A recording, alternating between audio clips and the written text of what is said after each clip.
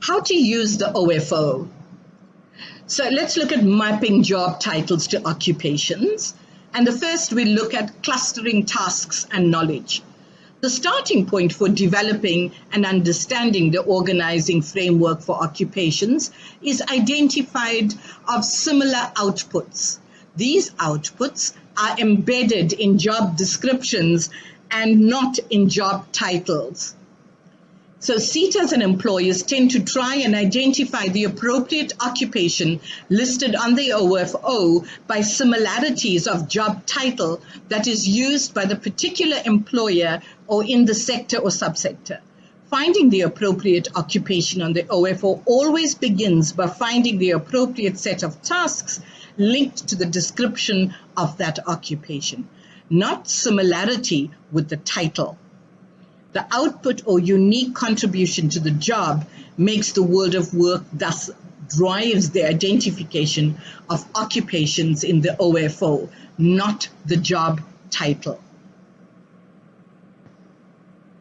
An individual occupation on the OFO is identified by finding its appropriate code through an examination of its descriptor. 2, where it appears in the OFO, that's the unit group minus submajor or major groups. 3, tasks which are described in the unit group level. 4, similarity in terms of knowledge base.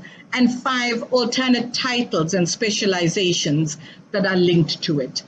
Experience has shown that the reasons for mapping jobs to wrong occupations or not finding a matching occupation is that not all job titles are reflected on the framework as an occupation, alternative title or specialization. It is therefore important to interpret and appropriately match in terms of similarity of criterion mentioned above. Defining the unique contribution a job makes in the workplace. Outputs should be defined by identifying the unique contribution a job makes in a work context. This contribution is based on asking the following questions. What is it that the people will ask you for? What are the unique objects or services you provide? 2, what do you keep yourself busy with? What are the most important or critical activities you are involved in? 3, what is the unique contribution you make to the place of work? How do you convert inputs into products or services? What value do you add to the objects that form part of your work? Or what is the unique value of the service you provide to customers?